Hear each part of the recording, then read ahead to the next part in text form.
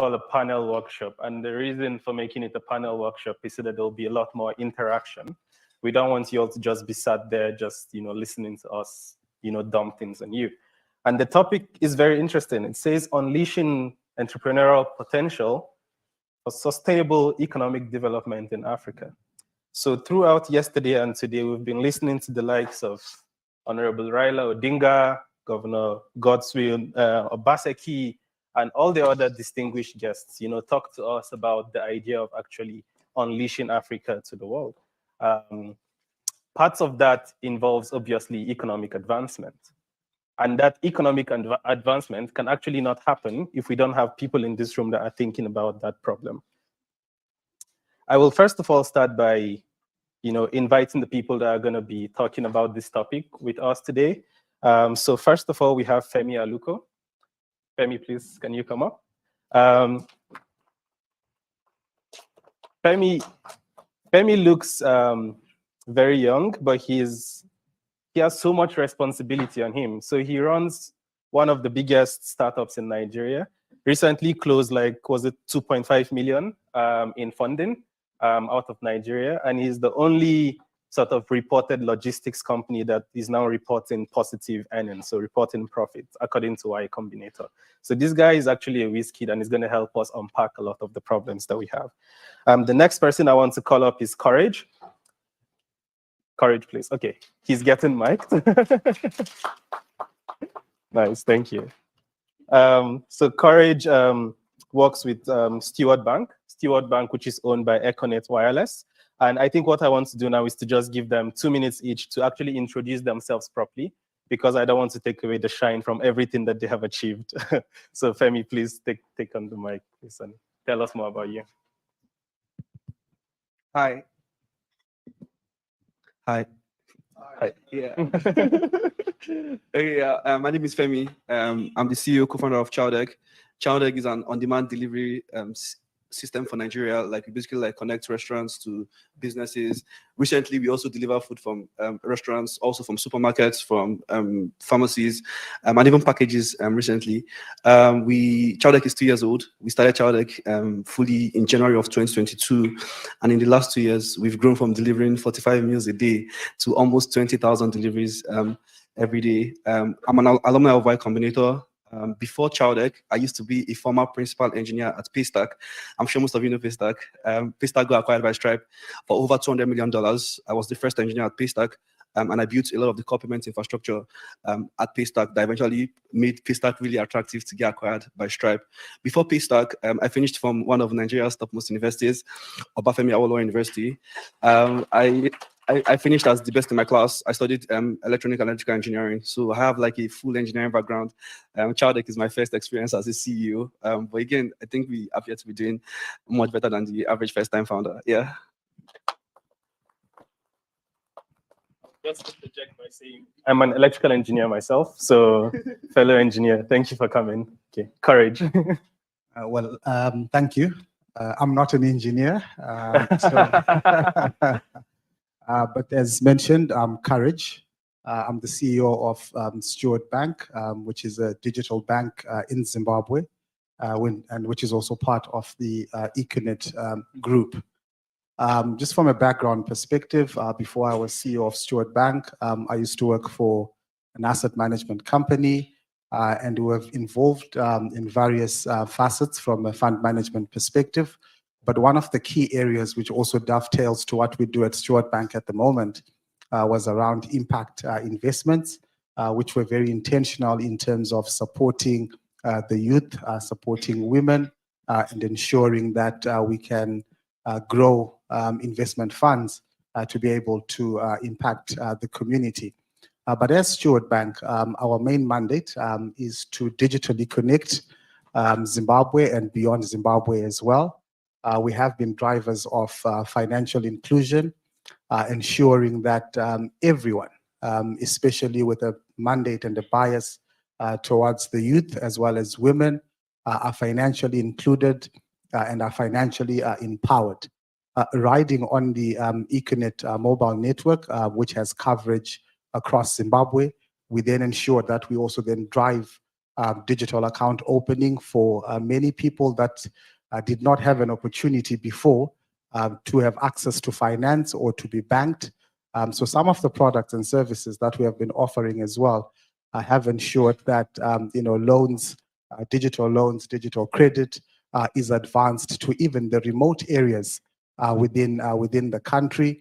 In certain instances, we have groupings of women and youth who then come together and fund various projects. We have funded over 1.2 million from a digital microcredit facilities in terms of financial empowerment. So in short, that's what I could possibly say about the work that we are doing. Excellent stuff. Thank you so much. I would also like to use this opportunity to apologize to everyone. Tosin from Money Point was supposed to be here. He arrived London yesterday.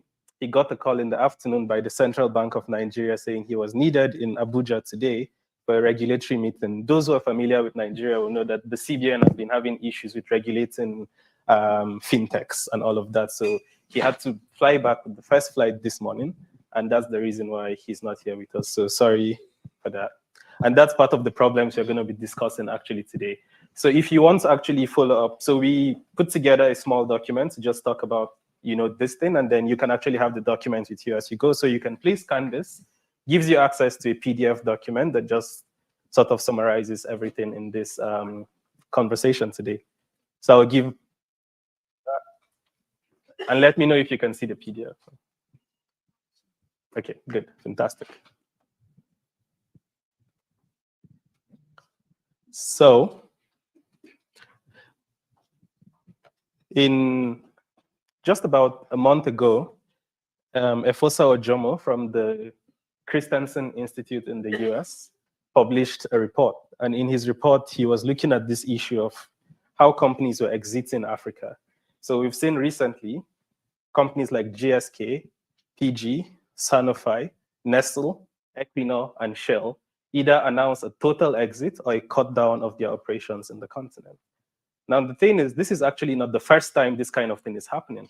We've seen similar trends before. So whenever there's a small shakeup in the system, all the international conglomerates want to leave. There are so many reasons for them to want to do this. So, and those are some of the things we've been talking about since yesterday, right? So issues of poor governance, issues of corruption, issues of currency devaluation, poor infrastructure, low purchasing power, etc. Now, the issue of low purchasing power is a big one. And that's actually a disconnect that Efosa was trying to connect. He said, look, you cannot have a PG producing, sort of fast-moving consumer goods that people need to pay $100 for when the annual GDP per capita is actually just about $500. So I cannot just go and buy a piece of ware for 20% of my annual earning.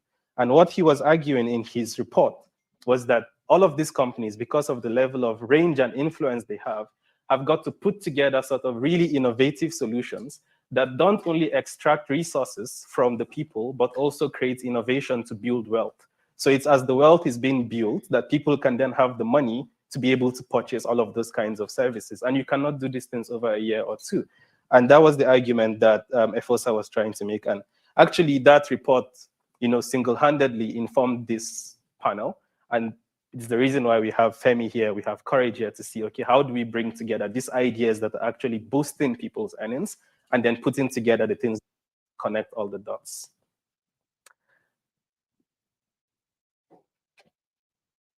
So aside from the issue of having such a large continent, Raila Odinga was talking yesterday about, we have so many people, 70% of them under the age of 30, which is quite huge. But then the problem is that these people are actually not earning enough.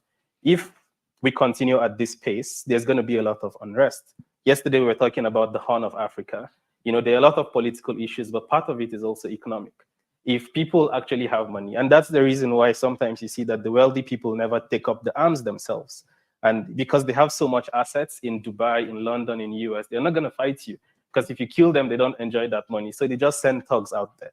So what we need to do is to get everyone to have enough money such that they feel that the penalty for being reckless is actually quite high.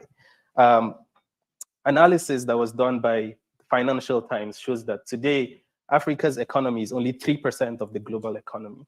Now, if we were doing things correctly, we should be what, at least 9%, even based on existing infrastructure. Now, if we were to actually utilize everything we have, we'll probably be 20% of global economy, because Africa is huge. It's a continent of over 1 billion people.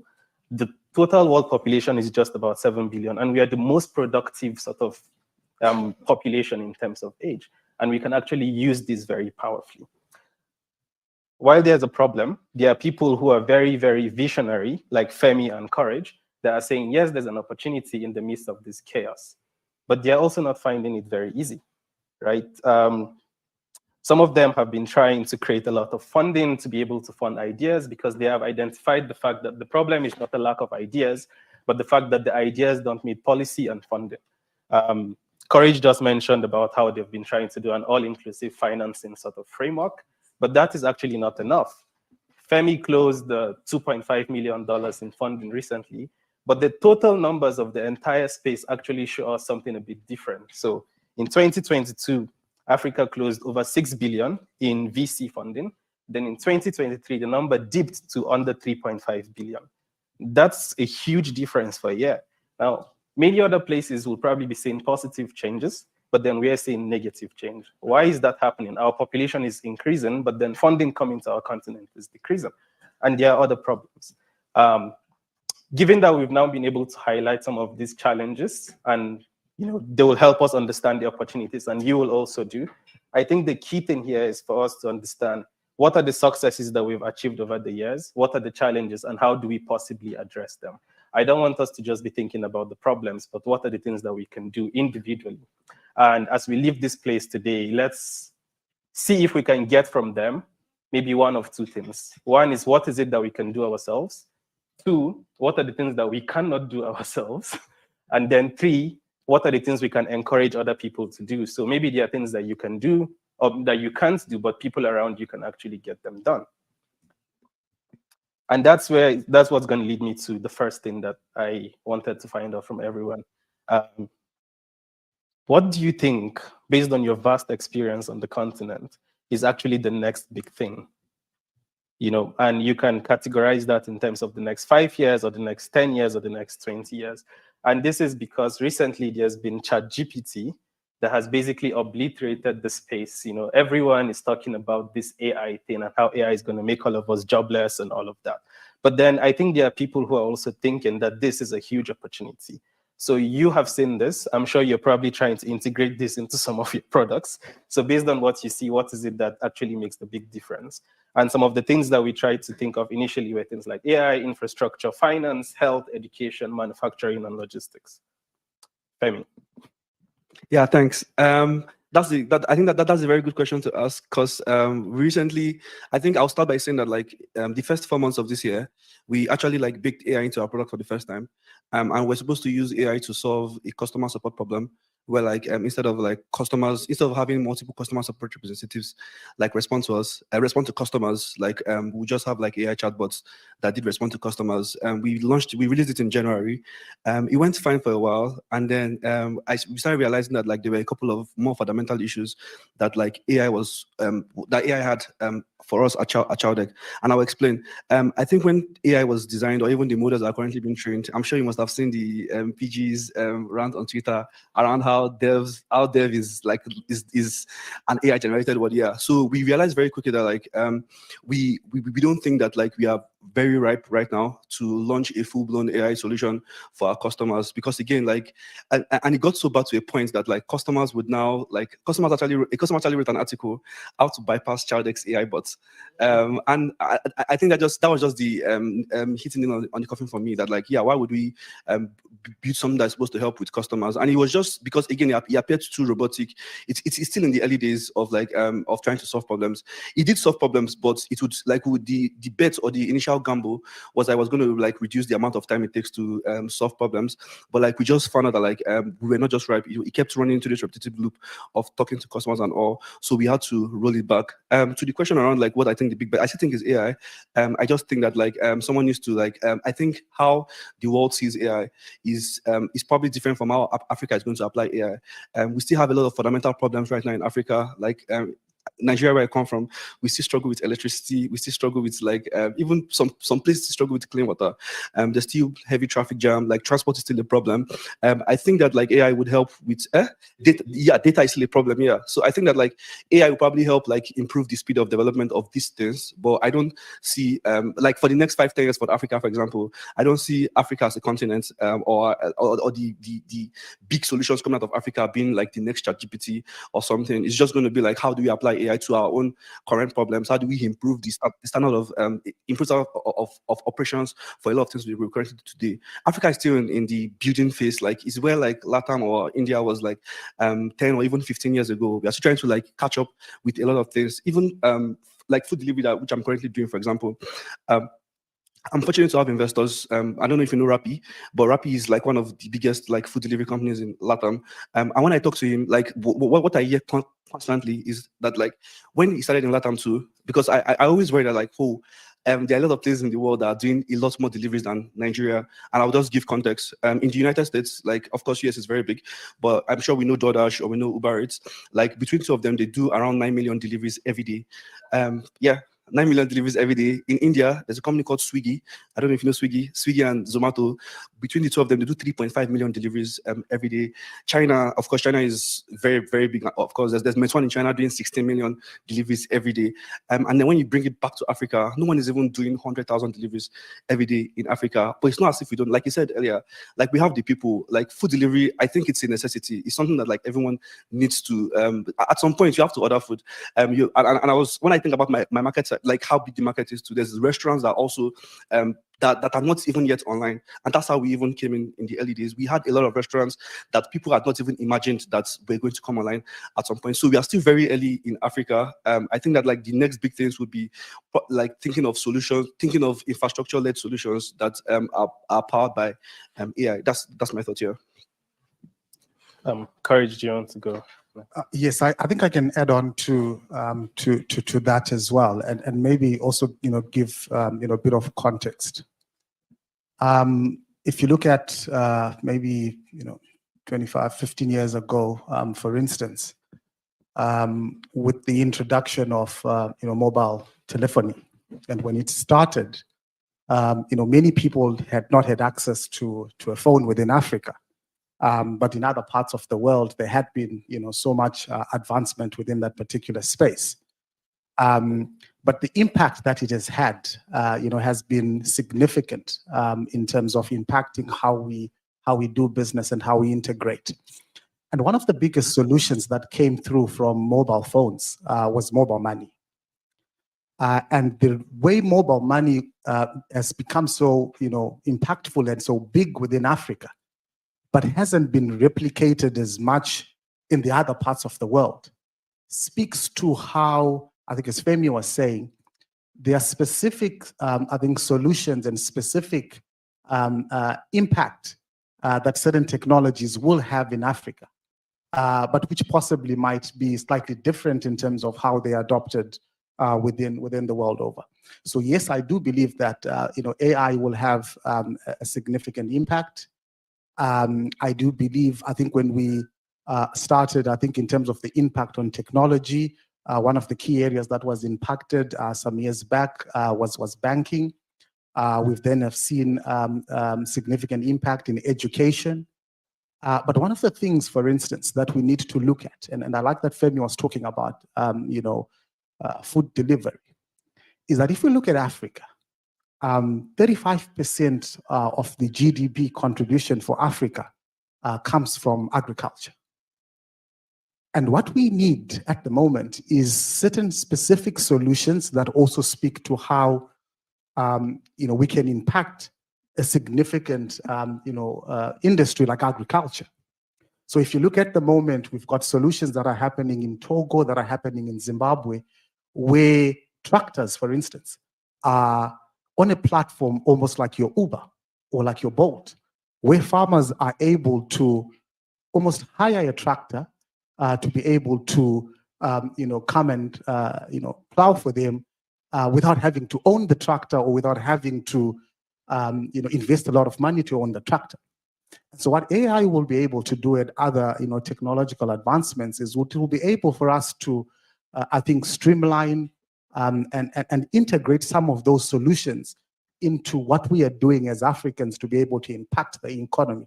So it would be important for us, even within this room, for researchers, students, and even those in business, to say, how are we able to harness the technologies that we have, but not necessarily just taking it from a particular blueprint and implement it, but to actually say, what is the impact for Africa? What do we need to do to possibly tailor make it to suit and impact most of the population within Africa? Thank you so much. So basically, the both of you have just shied away from picking any specific sector, instead saying that we are going to have sort of ways of improving on the different sectors. Is there anyone in the audience who tends to disagree with this? Do you think that there's any? Okay, Sonny wants to say something. Can someone please get the mic to him? Okay, I can actually do this.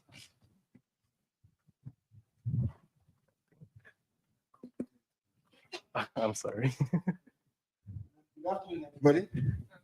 My name is Sonny Roche. I was a senior academic fellow at the African Studies for 2 years now. I'm a postgraduate student at Side Business School studying artificial intelligence. In April, the Nigerian government flew a lot of AI researchers, students, professors to the Nigerian National AI Strategy Initiative. We shy away from AI in Africa at our peril. It's the fourth industrial revolution, and Africa cannot afford to miss out of it.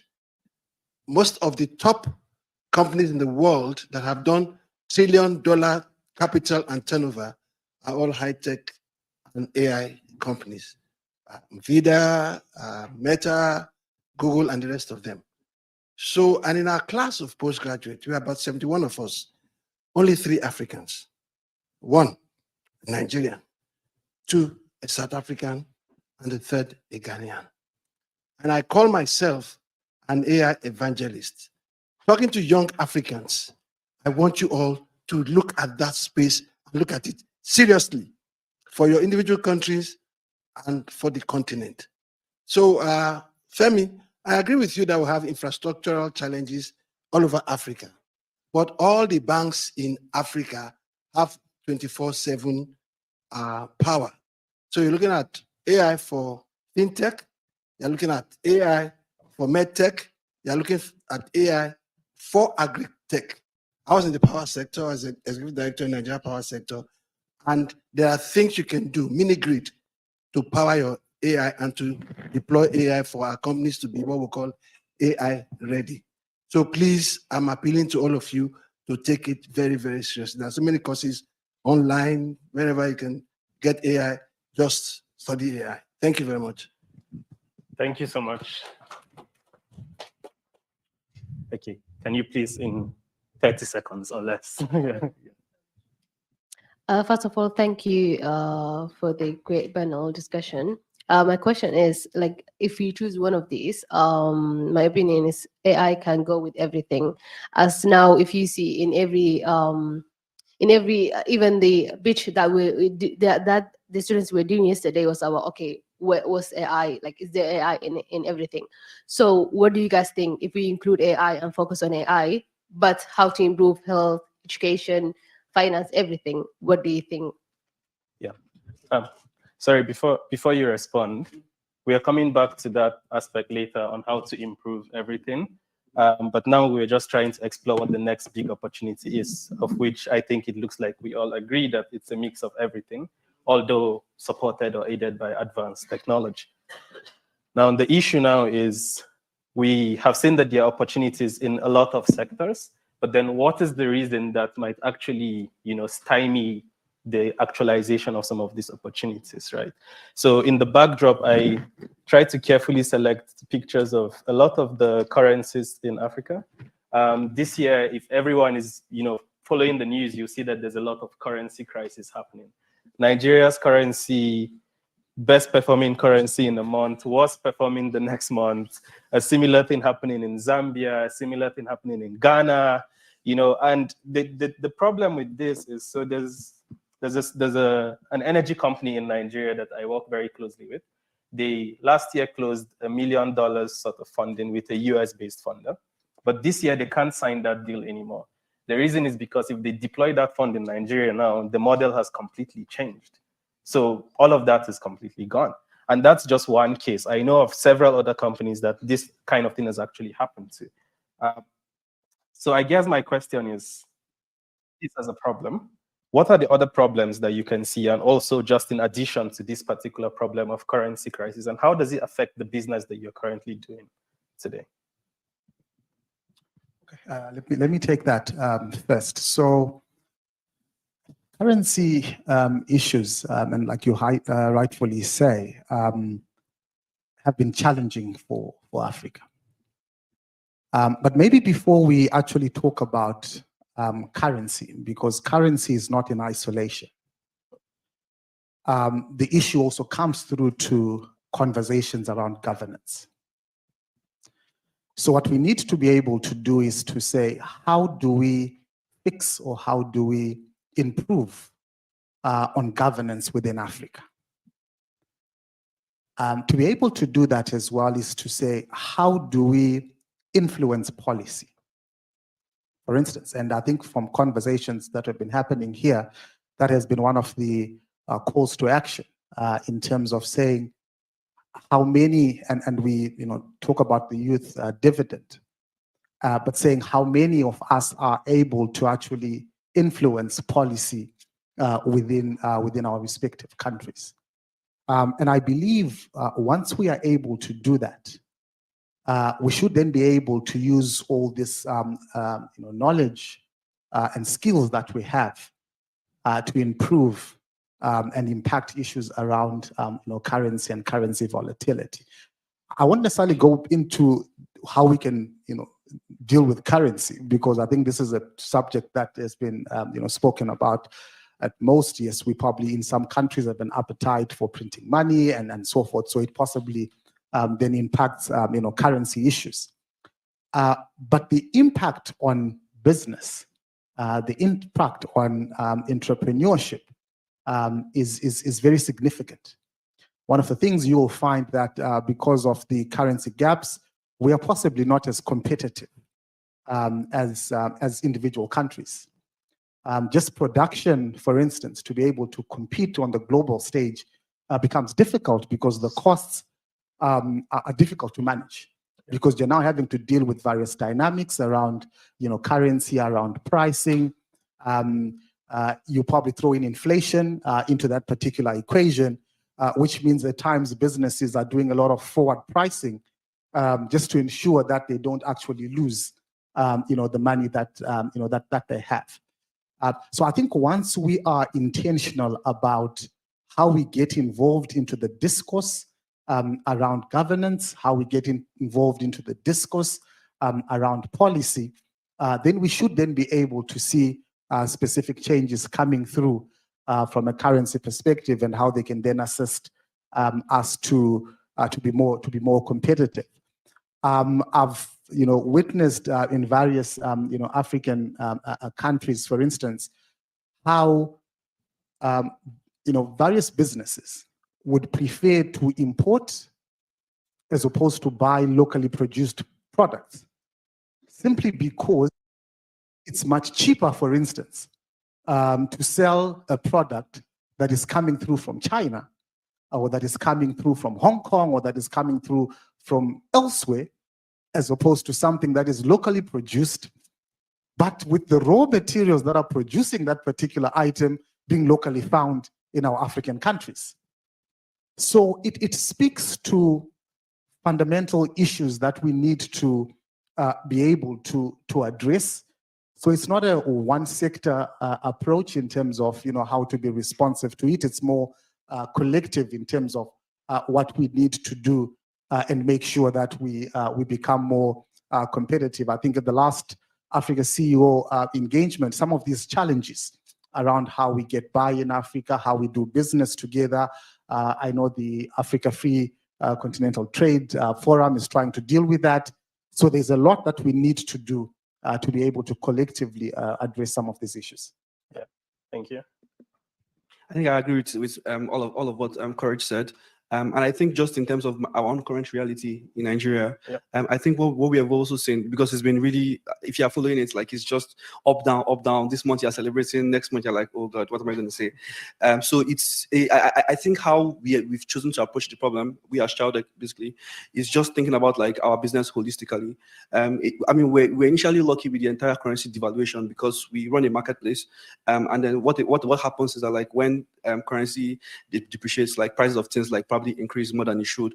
But like we are not preparing the meals. We just partner with restaurants, and then the restaurants are the ones that have to deal with incrementing prices, and we don't have to like bear most of that hassle. But what we also began to realize was that like we began to see like funny like user behavior. Previously, like users would probably order for maybe like 3 or 4 plates of food, and now or they would order for chicken before. I don't know how much you know about the Nigerian market, but there are different grades to protein. So yeah, so the I think the bottom of the chain of protein is no protein. You just eat your food without protein. And then there's the next level, which is like egg. And then there's fish, and then there's meat, and then there's chicken, and then there's turkey, and then there's snail, and then and it just keeps going, and there's seafood. Yeah. I think what we just started learning was that like people like user behavior moved from like chicken and turkey to beef. So restaurants that were selling chicken, they had to like start improvising. Oh, okay, let's make a meal combo that has meat instead, and then it just helped because like our users, because I'm very big on growth. Users, we are in the growth phase right now. Users, like number of orders, that didn't drop at all. In fact, we actually saw we're offering like it became cheaper to order on Childec than it was to go to the restaurant. And I will explain, because to go to the restaurant you have to probably like enter tricycle. They call it tricycle. Okay. You have to enter tricycle or bike or motorbikes to go get the food in the restaurants. But like we made it easy because of course like I have a strong technology background. Like we're able to batch meals up, just make food a lot more cheaper for people to order, and that also spiked for us like in number of orders. And we just had to control the entire value chain because again we're doing restaurants before, but we're like nah, like the restaurant market is big, but our product can be a lot bigger because we had built like core logistics infrastructure that could power a lot of other spaces. So we moved into supermarkets, we moved into pharmacies, we moved into local markets that's picked up like a lot faster than we thought.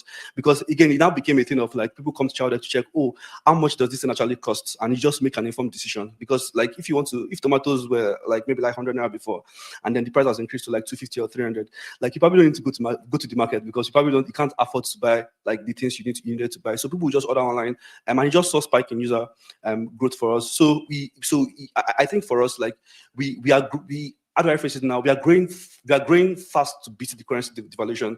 Like before, if what we needed to do to show like quality growth was maybe 20% or 30% month on month, now we are like 55-60% month on month, because like we have to constantly, because we have to report our revenue and our GMV with the current reality of our country. I also wanted to touch on the why I think opportunity will elude us. I think it's just like it also like boils down to the philosophy I think about building in Nigeria and Africa. Today, before Childec, like again we had like you mentioned EFOSA. There was an EFOSA book I read, I think in 2021, 2022. I think is the Prosperity Paradox. That book just described like, and funny that it described like how companies like Econet and all like were able to like just change how people saw Africa, because we can't, if we were to estimate like how big our market is right now, like we would probably like underestimate it, to be honest, because like Africa is still very early. It's still very early. There's a lot of market creation happening right now that people can't see right now, because if you just look at what's happening, you would probably miss out on how big things can be. And I think that like the biggest challenge we have right now is probably just education, like the quality of people we have. And that's why at Childec, like one of my own personal missions, aside of course the business goals and biggest blah blah blah, one of my own personal missions is just to improve the number of people that are able to send people to school. And it sounds very I don't know, basic, but but now I'm seeing how impactful we are as a company, and I'll give some quick numbers. In March or April, we had over 6,000 riders in March. Of that 6,000 riders, 65% of them like earned over 100,000 naira in a month. Now 100,000 naira in a month is probably, I don't know, $100 or $110 like now, at the time, and and just to also put it in perspective, a senior civil service rep, because my mom is a federal government teacher, and she's the like, sometimes I even joke with her that mom will just buy a bike and ride on child instead of just sweating it out every day at work. But they currently earn around like 160K. 106,000 naira like monthly. Now, 65,000 maridas earn around that range, basically 100K. Another like 1% of maridas earn 500,000 naira. In Nigeria, I don't like, even if you become a principal, you can't get to that level of that amount you are earning in basic salary. Now, when I think about that value, because in Chowdek, I also like to say like the average Chowdek rider like maintains a family of 6. That's himself, his wife, 2 official children, and then 2 children that he probably doesn't know about. Because it happens a lot when he just comes to the office and like, oh, this rider, like this is father of my child. I'm like, oh, okay. Oh, I didn't know that you had a baby. And it happens a lot like that in Nigeria. So we have like 6, they have an average family of 6. Now, just by the work, visual of the work we've done, we have just by the work, the quality of work we've done in the last 2 years, we've been able to like take 30,000 people like out of that. Like I don't have food to eat. I can send my child to a basic school. And when I think about long term, in India, I like India a lot because like I feel like India is probably the closest to Nigeria in terms of poverty index and all. In India, Swiggy is the 3rd highest employer of labor in India today. After I think Indian Army and Indian Railway, like that's the 3rd highest employer of labor today. And when you see Swiggy employs 250,000 riders like every month. Now that's a dream for the next 10 years because he didn't have good education. Like he did not have all of those things that would have like propelled him to be the next, the next person. But he would have enough capital to invest in his child, invest in his community, invest in feeding people that would like become the next set of leaders in the country. So I think education we are still very far from education. We have a huge talent problem. The best talents are, we are constantly having to compete with people that are jackpotting. When I say jackpot, people that are leaving Nigeria to like, to greener pastures. Yeah, so we are constantly competing with like all of those things. And I think that like the more we continue to see this, and that's my biggest fear. When I land a very good talent, I'm like, yeah, how many years does this guy have to spend with me? I do everything I can to just keep him. But in my mind, I know that like 3 to 4 years is like my average like talent, because again, talents we have so many talented people at Chowdek, but like I know that like they're not going to live. Yeah, but that's how I see it. I think education is big. Like it's probably is a big part of what like probably like the problem. Yeah. But that's a good one, because it was actually going to lead me to the next thing, which is jobs versus skills. Like how are you able to manage this? Because we definitely need people to drive this growth. Like my very good friend Daniel Kandie is developing stuff for Monzo Bank, and I'm sure there are so many people in Kenya that need his services, but he's here because of some of the reasons he obviously mentioned. But then I will just touch a bit on the currency thing. So I was in the lab one day together with McDonald, and he came and gifted me, was it $1 trillion Zimbabwean currency? I was like, what's happening? What's the backstory to this? And he was like, this is now useless in my country. So now we have to create a new currency, and this is just for touristic purposes. But yeah, thank you for touching on all of that. I think that at this point, I would like to actually just, for people in the audience, please, let's try to be as brief as possible. But do we have like any possible ideas on how we can actually bridge this gap? So one, there's a knowledge or skill sort of gap, not necessarily a gap, but a bit of a drain/gain kind of argument. And then 2, there's a currency crisis and things like that. So does anyone here have like anything that they have been thinking about, researching, working on, that they want to share with us in like 30 seconds or a minute? Okay, there you go. Help me pass the mic. Hi everyone, I'm Rachel from the Fox Innovation Platform. You mentioned like right at the beginning that the multinationals can't be relied on because if there's like a currency crisis or a governance crisis, they just leave. And then you immediately talked about funding coming into the continent. Yeah. So entrepreneurship also super reliant currently on American VC money.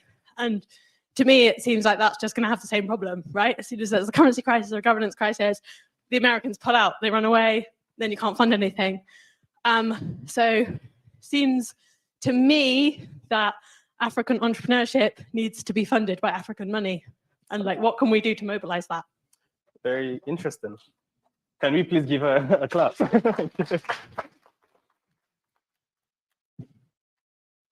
And the reason I said we should clap for her specifically is because that was the question I was going to ask Courage. So we are complaining about international funding. It has dipped. What's happening to local funding? Why don't we have a Dangote fund or a Duji fund or something like that? And how are we going to be able to actually drive this? What do we need to do this? Yeah, I think it's an important point that we, especially for those that have a connection to Africa, or those that are of African origin or descent, that have impacted in their various businesses, that we develop some of these intentional funds to be able to drive entrepreneurship or supporting various startups. I do believe, yes, there are certain individuals, there are certain philanthropic organizations, there are certain VCs that are working around this particular area. But maybe the reason why the gap seems to be so evident is because the opportunity and the size that is there for Africa is enormous. And for the longest, as we've highlighted here, we have been relying on international financing, but which we can't control. And the unfortunate thing is that where we possibly have momentum and we are going, if that funding is pulled out, it means all that momentum comes to naught, and then we are almost starting off again. So it's a call to action from those in business, for instance, and I do know various institutions that are doing the needful in this particular space. I think we as Econet have been involved in funding some of the startups, but what we realized is that we needed to first deal with even just the education aspect of it, because the gap that is there from an education perspective really then means that we can't compete on a world stage if we don't address that particular element. So we've been funding scholarships since 1998, which are designed to ensure that we are giving a fair chance. We've got a bias towards the girl child to ensure that we give them a chance. But going forward now, we actually need to say, we are speaking about AI and what AI is going to do. Are we funding the areas that are going to be impactful going forward? Because if we just continue to focus on some of the areas that we've been working on, but which possibly don't speak to positioning Africa to actually leapfrog. Because what we should be actually be saying is, we don't want to actually follow, but we actually want to set up ourselves in a manner that we can actually leapfrog. Because as the AI story is starting now, it almost is like everyone is on the same page. Yes, we might not be on that same page from a funding perspective, which is what we need to address. It's not only for the private sector. I think from a government-led initiative perspective, I was happy to note, I think when I was just going through some of the notes, that Tunisia, for instance, has a startup act that it has introduced, which means that they are also now saying what level of our budget on a yearly basis is actually going into funding for startups, so that we're actually intentional about growing the Africa story and the Africa Rising initiative. So it's incumbent upon individuals, it's incumbent upon businesses, it's incumbent upon governments, it's incumbent upon impact investors, it's incumbent upon, in fact, we just have to be deliberate and intentional about it. Because if we are not, and we assume that for some reason we are going to wake up and voila, Africa is now at the center of the world stage, that is sadly not going to happen. And I know there are various conversations that are happening with the greats within Africa to say, where are more homegrown funds that can actually speak to the African story and be able to impact the continent at large. Sorry, Thank you. Okay. if I can add to that, Yeah. on intentionality too, I think that like I think in recent times we've had a lot more Africans and African focused funds come on board. And I'll give an example. Like when I started Chowdeck, it was hard for me to raise foreign funds because like it's like food delivery, like it's a tough business, it's loss making, it's logistics, like it's just a very tough business to do. But like my set of early backers were actually like Nigerians, like, and I know that like and it kind of gave me some level of confidence because in the Nigerian market, my first set of investors, for example, which is my former employers, which is Shola and Ezra from Paystack, like they also got funding, like after the Stripe acquisition, like money came into the ecosystem, like they funded a couple of other startups too, like not just Chowdeck, they funded a couple of other startups, and then we also have like some other African focused funds like Norskin, like Patek, that are actively deploying cash in Africa. But when as it begins to grow, as the company begins to grow a lot bigger, and most of these companies are like trying to seek this thing. But I know that like at the rate at which we are going, once we have a lot of these companies return funds to investors, like the cycle just continues, and we just continue to grow the way we can deploy cash in the ecosystem. Yeah. Okay. Thank you. I have just been alerted by the amazing organizers that I have 5 minutes to round up. That's quick. But so I wanted to ask Femi one very, very quick question. So you mentioned something around the fact that your deliveries in Nigeria are just very tiny compared to what DoorDash will do in the US or what's done in India. What's the potential then for African sort of people to actually go out, do business, collect some of this money there, and come back and invest it like what Shola did with you, for instance? Just very quickly, do you think there's an opportunity there that people here can think of? Yeah, very huge. Honestly, I think it's a very big opportunity because, like I said, infrastructure is still very busy. It's not where it should be in Africa. AI, we're also at the beginning of the AI revolution. I think that like a lot of these African VCs, seeing the success of like Shola from Paystack, GB from Solar Wave, they are now actively like looking for African companies to invest in. They are beginning to see the potential of the African markets, and they're actively deploying cash to the African market. So yes, like there are multiple ways. It can be via exit, it can be via IPO, but I know that like funds would definitely be returned like over time. Yeah. Okay, thank you. Because I want also everyone to be involved, right? I don't know. Do some of us have any personal questions that we want to ask any of them? Okay, who should I? Tatenda? I'm sorry, no, Ngoni, I said. Thank you. My name is Ngoni. I was a student here a few years ago. So my question is to both of you, and it's about the political question. So the political question. So in my own personal experience, I've had some ventures, some social entrepreneurship type ventures, deploying solar panels on boreholes, and government officials try to inherit that so that it's part of a campaign strategy.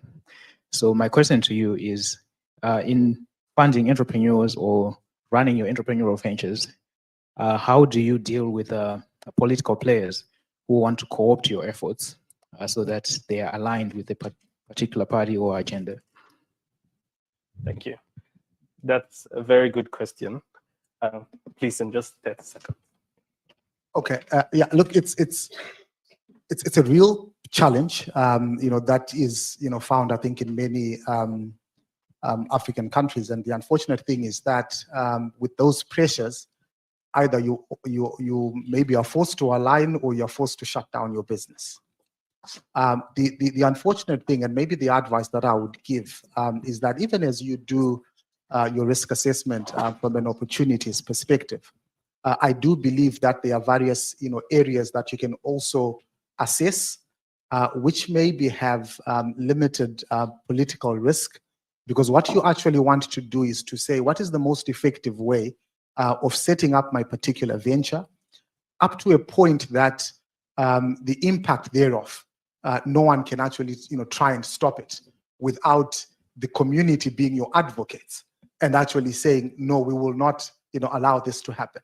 So I think what I would just simply say is try and look for ways from a risk, management perspective to say, what is the best, platform that I can use, to advance this. In some points, you need to involve them, not necessarily having them to steal your idea, but just making sure that you also involve everyone and the community. What I've seen is if it is community driven and it actually impacts the community tends to then become your advocate at the end of the day, and at times can assist you to deal with some of those challenges. But it's a bigger question which would probably need more time to unpack. Yeah. Do you want to add quickly? What you said, honestly, because like what we've seen is that like because we are running also like a business that has a lot of like people in the community, like riders, they would always, if anything happens, they would always like take to the streets, protest, and they're always on our side. So it's easier for us in that way, and we just strike partnerships too.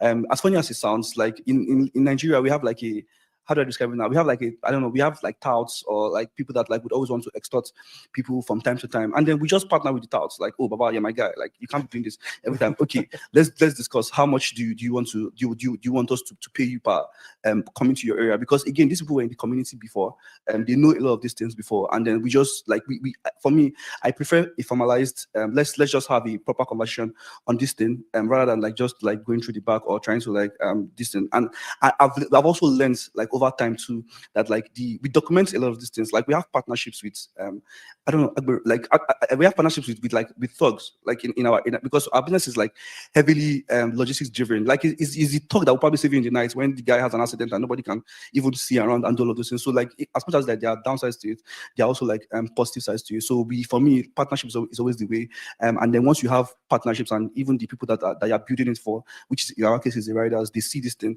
they can uphold the spirit of the partnership. And yeah, that's a brilliant one, by the way, because it's also something I've experienced a few times, because I also run an energy company, so sometimes they try to politicize it.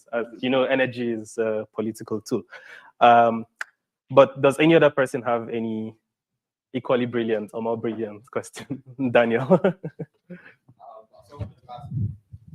From your experience, what are maybe 3 key things that need to be true for us to unlock more startups across Africa?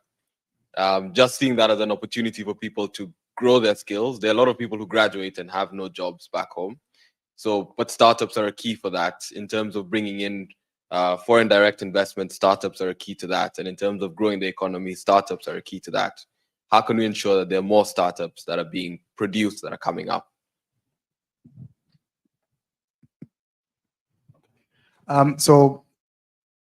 Quick answer, and why that question is extremely important is because the statistics are very frightening. On a yearly basis, I think 20 million young people in Africa are actually, looking to get into the job market, and some of the jobs there's no guarantee that they'll be able to get them. By maybe 2040, we are anticipating that there'll be a job shortage of almost about 50 million in Africa. That's why there's a strong case for startups and entrepreneurs. So in my, you highlighted 3 things. The first one I think would be on a financing perspective. We need to address the issue of financing and how we can finance startups. At the moment, for instance, the options for financing are a bit costly if you look at it from an interest rate perspective. Some of them are structural challenges that we need to deal with, extending to the issue of just lack of a savings culture, maybe within our markets, which maybe can provide, cheap funding. But funding is one of the areas that we need to look at. The second one is, I think, around policy. It has to be policy driven to actually say this is a market, this is an area that we believe, has benefits not only for the country, but has benefits for the continent as well. So if we drive it from a policy perspective, then I'm sure we should then be able to see, some of the benefits. The third, maybe I'll give Femi to. Yeah, I would say competence. And I say when I mean competence, I think, or maybe apprenticeship. If competence are either of them. But I think what I'm trying to describe is when I look at my journey, I look at the journey of like a couple of other founders in the ecosystem. Like there seems to be like a common pattern. Like for example, I used to be ex-Paystack. I worked for 4 years and 3 months at Paystack. I learned a lot at Paystack. I think Tosin is not here, but Tosin used to be ex-Interswitch. Like he started Moneypoint after Interswitch. I think that there's room for like the proper like understanding what it actually takes to build a business in Africa. Unlike other parts of the world, we don't have so much room for risk. When I was in YC, like I was my YC batch. I thought I was young, but I mean I would see someone out of school, 18, 19, building the company, and then if it doesn't work out fine, he's going to do something else. But like I can't collect $1 million from somebody and wake up after 3 months and say, oh yeah, it's not working, I'm not doing it again. Like, I can't do that. Like I have to literally like sweat and hustle and ensure that like it works. Because if I fail, like again, if I won't fail, but if I fail, like it's affecting that are coming on board, because like, oh, we put money in this, it didn't happen, we put money in this, it didn't happen. So like I feel like there's the need to just probably learn how to do these things and reduce like the likelihood of like over experimenting, because again at this point we don't have so much freedom to experiment as much as like other continents in the world. Yeah, that's again very fantastic, because I was going to ask you about the apprenticeship system and how you found the Chowdeck idea. And the reason I say this is because so many logistics companies on the continent have failed recently. And it's like when I read about Chowdeck and their successes, I'm like, but what's he doing differently? What did you learn from Shola? How would you advise us to learn from other people who are experts in this? And again, this is coming on the heels of the recent sort of publication of what they call the Igbo apprenticeship system as a sort of model or new economic model for the continent. So when I was growing up, I used to have friends that used to serve as, they used to call them boy for a master. So someone who is a trader, maybe in Onitsha or in Lagos, will go to the village, pick up someone, again, questionable, but then the person works with him for 5 years. At the end of 5 years, and the master settles the person, mostly by giving the person a shop, loaded with materials, and then the person starts from there. So if you go to Nnewi, which probably has the highest concentration of billionaires in Africa, that's actually what they did. So most people, what happens is when the boy serves the master, the boy then becomes richer than the master, because the person is coming with so much energy, so much zest, and they can actually pursue more things. And then they end up becoming rich, but then the respect is always there. You see him, referencing Shola every 2 minutes or 3 minutes. So I want to ask, what do you think the role of this is? And do you think that there's something in it for us in this room to say, okay, we should probably actually look, a bit in this direction, work with these people, learn, and then do something. But then also, how do we do away with the idea of actually thinking outside the box and just doing something that just, inspires you, something that you actually absolutely believe in and you're very confident is going to work, even if no one else is doing this? Yeah, I think it's a mix of both. I think more on the first side and the second side. And for the first bits, I think my own personal experience building Chowdeck, I joined Paystack right out of my university, fresh out of school, badass engineer, used to write software. And then Shola was like, yeah, I started Paystack. It needs like an engineer. I was the first engineer, the first complement engineer at Paystack. We had first complement and second engineer, actually. The first engineer is there.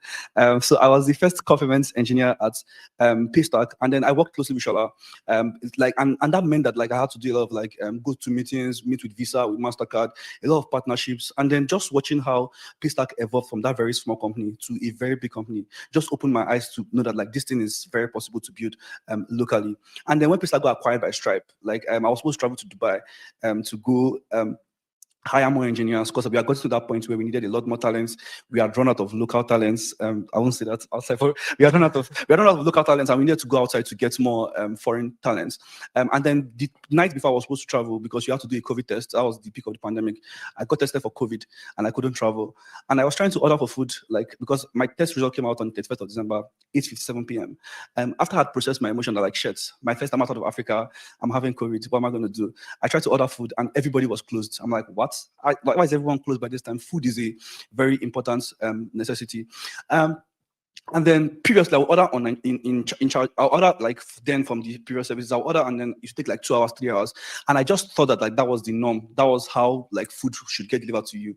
And then after my entire COVID experience, like I traveled to Dubai eventually. I ordered for food, and it came to me in like less than 20 minutes. I was like, what? So food is actually fast. It's actually possible to get food this fast. And I was like, I'm going to do this in just like, again, I spoke to my co-founder. Then I also told Shola to that, like, yeah, Shola, I'm thinking of this thing. Shola was like, yeah, that like if he wasn't doing Paystack, he would also do logistics. And that like I don't know, it just gave me so much confidence to try out like building Chowdeck. And I came back, I tested it out. And then Shola was also so there's Shola and there's Ezra, that's the CEO and the CTO. Yeah. The CTO I just told the CTO that like I'm building, it was like, wow, you're building something, I'm going to write your first check in. And he wrote a check for me right on the spot. I was like, okay. How much was the check? This was 20K. 20K. But again, 20K felt like a lot of money for just I told you an idea and you're giving me 20K. I'm like, so it's actually this possible to do something. And then I shipped the first version of the product. People started using it. Shola tested it and I was like, oh wow, I like your product. And then we started discussing that, oh shit, you're going to leave Paystack. I was like, yeah, I have to leave Paystack. This is a very big dream. And then we just worked out how I was going to leave Paystack. And then immediately I left Paystack. Because Shola said he can't give me money while I was in Paystack. The next day I left Paystack, he wired me 50K. I was like, so these are how people raise money in this ecosystem. I'm like, okay. Shall I send me your first deck? Let me just prepare deck and this thing. And then we applied to YC, and then we go into YC on our first try. And when we go into YC, then we had a very good product, but I didn't even know how to run a business because I just thought business was partnerships and all. But then I knew that I need to factor in pricing, factor a lot of things, and then YC just helped me like this thing. So yes, I think there's the place of that. Because again, that was how my own journey was. But I also see founders that like are building for the first time, no experience. But I would usually recommend that like at least be competent at something. You might be a very good software engineer or be a good business person. Like just have something that like you are very good at, and then just allow it to evolve. But again, my recommendation would be to like properly like learn. Learning doesn't have to be with a company. It can be like an MBA. It can be just learn the basics of building a business because it's very, very important to have competence when you're building something. Yeah, that's my thoughts. Yeah, that's fantastic. Thank you. Also, sorry, I'm probably talking too fast. Like, I feel like when you get to me, I just like, so please, apologies. I'm gonna give room for one very last question. If there's a lady, she'll be priority. Otherwise, I am happy to trade. Okay, the young man with the nice cap. Please, 10 seconds. Oh, thank you. My name is Solomon. I'm from Abeokuta in Ogun State. I'm part of the board for Ogun Tech Community, and it's good to see you, Femi. I've read about child tech, but I've not really seen a lot of child tech in Ogun State. So my question is, I mean, having gotten all the funds, what's your plan for expansion? That's number one. Number two is, you just said you find it difficult to hire engineers, and you had to go abroad to get foreign talent. So as Chowdeck, what are you doing into investing back into the community, into the tech orbs, and what are you doing in that regard? Thank you very much. Yeah. Thank you for the question. First of all, we are live in Abeokuta now. We launched Abeokuta about 5 or 6 months ago. And the way we launch our products is that like we first launch like soft launch, like just test it out and see how it works. And then when we are sure that like, yeah, we have a good business in this market, we just double down on, and that's what we started doing this month. So this month, yeah. So if you I don't know, if you go to Abeokuta again, if you walk for 30 minutes and you don't say a child bike, I don't know what to promise you. Yeah, that's the first bit. For the second one for talents, having for my own learnings at Paystack, immediately I started Chowdeck, I think a year in. Thankfully, my head of people is here. The first thing that we did was after we raised funds, we kicked off a graduate training program. The graduate training program is supposed, because I'm not going to get into that problem again, where like you have a very great product, you have hit like proper economies of scale, but you don't have local talent to solve the problem. So you don't have to use foreign, you don't have to pay a lot of engineers in USD to solve your local problem. So I'm already investing for the next 5 years, like my engineers for the next 4 to 5 years. So now we started a graduate training program. We hope to hire 70 people that will train over the next 4 to 5 years, so that when we get to that point, we are not running helter skelter to just like hire talents. We want to have enough engineers on board. Yeah, that's great. And I think the organizers are impatient with me now, justifiably. But yeah, on the point of training talents, the one thing I'm going to say, because of all the Oxford talents here, fantastic people, fantastic software developers, engineers, mathematicians, etc. So please talk to Femi and Courage. Also, there's a lot of fantastic finance people in this room as well. But then one very quick question I wanted to ask Courage to answer in just 10 seconds is, with all the success you've had with Steward Bank, how are you helping to influence the billionaires on the continent to take risks in local talent? So I want to wake up one day to the news that someone, Samad or Tedola or Duji, dropped 1 billion for some VC fund and he's partnering with Steward Bank. Have you guys thought about this? Okay, so what I would maybe respond to that is, and for most of the leading business people, is that with where Africa is and where Africa is positioned, especially going forward, I don't think they actually even need an invitation to identify that Africa from talent perspective is the place to be able to extract more talent going forward. We've spoken about the youth dividend a number of times. We've spoken about the population growth that is going to happen in Africa, currently with the second largest population on the continent. We've spoken about one report from McKinsey says by 2040, for instance, Africa would have almost about 9 new cities with a population of almost about 10 million in those particular cities. Just this morning, I was reading of a new city in South Africa, which is being launched now for 18 billion rand. That is $1 billion US. And the realization is that most of the innovation that is going to take Africa forward is already embedded within our own communities. And that's why, for instance, as Econet, we are here, because we do realize that the talent that can influence and can impact Africa is also represented across the world, but it is also represented even here at Oxford. And that's why we've come to have that conversation to say, how do we attract that particular talent to be able to influence and integrate and impact and work within Africa? Not necessarily location-based, because one of the things we've looked at is to say we are envisaging what I would call a born global, to say, and even with the advent of COVID, it made us realize that you don't need to be in a fixed particular station for you to work in that particular station. So I think there's a lot that is happening. I don't think we need an invitation. We're actually purposefully and intentionally looking at talent, looking at startups, looking at entrepreneurs, and say, how can we harness that particular talent for the benefit of Africa? Thank you. Yeah, thank you so much. And it is on that note that I would like to say we should give a wonderful round of applause to these gentlemen.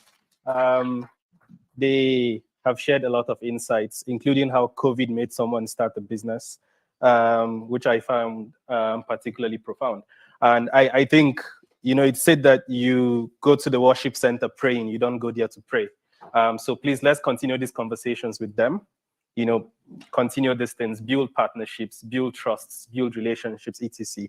And who knows, maybe the next $1 million raise is going to come out of this room. Thank you so much, and enjoy your lunch break.